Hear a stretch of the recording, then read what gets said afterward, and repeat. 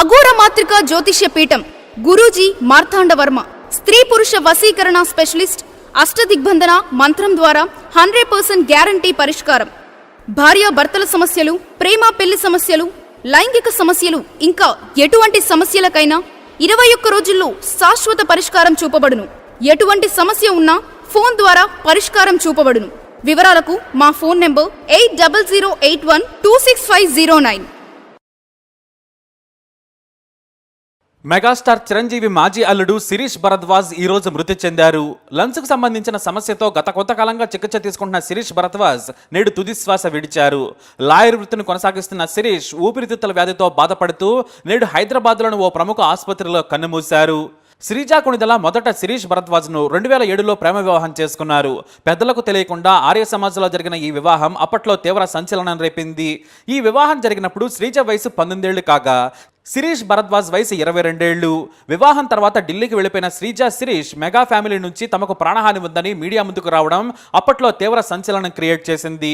ఈ సంఘటనపై మొదట మెగాస్టార్ చిరంజీవి స్పందించలేదు. అయితే ఆయన తమ్ముడు పవన్ కళ్యాణ్ మీడియా ముందుకు వచ్చి తన దగ్గర లైసెన్స్ ఉన్న తుపాకీ ఉందని చూపించడం అప్పట్లో నేషనల్ మీడియాలో సంచలనం క్రియేట్ చేసింది. ఆ తర్వాత మెగాస్టార్ చిరంజీవి కూడా స్పందించారు. అయితే వీరి కాపురం ఎక్కువ రోజులు నిలవలేదు. మనస్పర్ధలు రావడంతో 2011లో వీరిద్దరూ విడాకులు తీసుకుని విడిపోయారు. అదే సమయంలో అదనపు కట్నం కోసం శిరీష్ తనను మానసికంగా, శారీరకంగా వేధిస్తున్నాడని శ్రీజ పోలీసులకు కూడా ఫిర్యాదు చేసింది. శిరీష్ జైలుకు కూడా వెళ్లాల్సిన పరిస్థితి వచ్చింది. అప్పటికే వీరికి ఒక కుమార్తె కూడా పుట్టింది.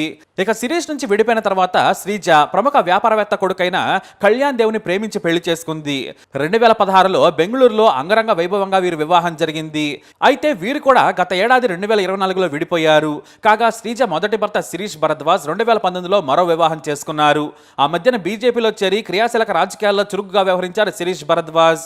అయితే గత కొంతకాలంగా శిరీష్ తీవ్ర అనారోగ్య సమస్యలతో సతమతమవుతూ ఉన్నారు.